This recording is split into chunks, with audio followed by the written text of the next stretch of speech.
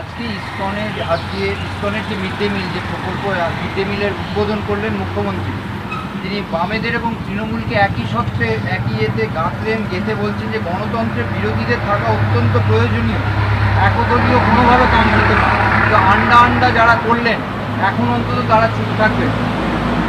উনি কাকে বলছেন কথাটা? ওনার সিদ্ধান্ত তো রোল ব্যাক হয়ে গেছে। ডিমটা তো ওনারা বাদ দিয়েছিলেন, ওনাদের তো বলতে হয়েছে ডিম ফেরত দিচ্ছি। আমরা তো কেউ ইসকনের বিরোধিতা করতে যাইনি। ইসকনকে আমরাও শ্রদ্ধা করি, ইসকনের মন্দিরে যাই, প্রসাদ খাই। ইসকন একটি ধর্মীয় প্রতিষ্ঠান এবং বিভিন্ন সামাজিক কাজও ইসকন করেন। তো সেই জায়গায় দাঁড়িয়ে আমরা কি বলেছিলাম, যখন ওনারা বললেন ইসকনকে দেয়া হচ্ছে, আমরা তখন বলেছিলাম যে ইসকনকে যখন দিচ্ছেন, ইসকন তো ধর্মীয় প্রতিষ্ঠান, তো সেখানে তো ওরা আমিষ দিতে পারবে না। তাহলে বাচ্চাদের কাছে একটা আকর্ষণীয় জিনিস, পুষ্টিগুণেও আবার একটা বাচ্চাদের কাছে একটা আকর্ষণীয় জিনিস হচ্ছে ডিম। অনেক বাচ্চা খেতে না চাইলেও ডিমের আকর্ষণে খেয়ে নেয়। তো মিড ডে মিল থেকে ডিম যদি বন্ধ হয়ে যায়, সেক্ষেত্রে অনেক বাচ্চা আকর্ষণ হারাবে। তো সেই জায়গায় দাঁড়িয়ে আমরা বিধানসভায় বলেছি, বিধানসভার ভেতরে বাইরে পার্লামেন্টে আমাদের নেত্রী বলেছেন, তো ওনারা তো ডিম ফেরত দিতে বাধ্য হচ্ছেন। প্রথমে তো ওনাদের নেতারা বড় বড় কথা বলছিলেন, ডিম ছাড়াও কী কী মেনু আছে, তার পুষ্টিগুণ কী কী আছে, এগুলোর ব্যাখ্যা দিচ্ছিলেন। শেষ পর্যন্ত বুঝেছেন ওরা ভুল করছেন, তো ওনারা ডিম ফেরত দিয়েছেন আমাদের চাপের মুখে পড়ে। বাচ্চাটা ছবিটা দেখেছেন, একটা বাচ্চা মেয়ে সোশ্যাল মিডিয়ায় ঘুরছে, একটা বাচ্চা মেয়ে, একটা ডিম, স্কুল ছাত্রী, সে বলছে আমি খাবো না, আমার ভাইয়ের জন্য নিয়ে যাব।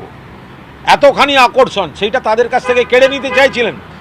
যারা ডিম খেয়ে অভ্যেস তাদেরকে কি ওই সমস্ত তার বদলে পনির বা রাজমা ওইসব দিয়ে হবে? তাকে ডিমটাই দিতে হয়, সেটা তো দিয়েছেন। ইসকনকে দেওয়ার বা ইসকনের প্রতি আমাদের কোনো বক্তব্য নেই, কিন্তু ইসকনকে দেওয়ার পদ্ধতিটা কি আরও সব সংস্থা সুযোগ পেয়েছিল, নাকি সরকার একেবারে প্রথমে ইসকনকেই দিয়ে দিলেন? তো এগুলো নিয়েও তো প্রশ্ন ওঠার অবকাশ আছে। আগে যারা মিড ডে মিল দিতেন সেই এসএসজি গ্রুপ, এখানে একটা সমস্যাও আছে, সেটা হচ্ছে যে ইসকন থেকে যদি সবটা যায়, তাহলে যে মহিলারা বা যে কর্মীরা এই মিড ডে মিল রান্না করতেন বা সেই দিক থেকে তাদের একটা কর্মসংস্থানের বিষয় ছিল, তাদের ব্যাপারটাও সুরাহা করা দরকার।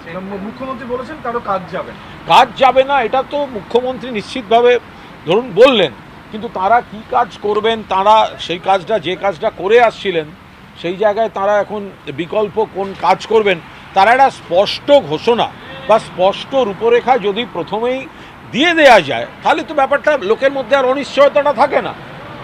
প্রথমে কি বলা হলো, ইসকনের হাতে মিড ডে মিল দেওয়া হবে, বেশ কথা। আমরা বললাম ডিম নিয়ে, এবার সরকার ডিমটা মারলেন। এবার আমরা আরও বলেছিলাম, তাহলে যারা রান্না করছেন কর্মসংস্থান কী হবে? তারাও অনিশ্চয়তায়, কত যত্ন নিয়ে তারা রান্না করতেন, খাওয়াতেন বাচ্চাদের। এবার মুখ্যমন্ত্রী বলেছেন কাজ যাবে না, ঠিক আছে কাজ যাবে না, কিন্তু তারা করবেন কি এবং তাদের ভূমিকার রূপরেখা কী হবে? এটা যদি একবারে ঘোষণার সময় হয়ে যেত যে ডিম থাকবে, অন্য লোক দেবে, ইসকন থাকবে, নিরামিষ অংশ দেবে, এনারাও থাকবেন, হয়ে যেত। এক একটা করে সিদ্ধান্ত নিচ্ছেন, তার ফাঁকগুলো থেকে প্রশ্ন উঠছে, আপনারা একটা একটা করে জবাব দিচ্ছেন বলেই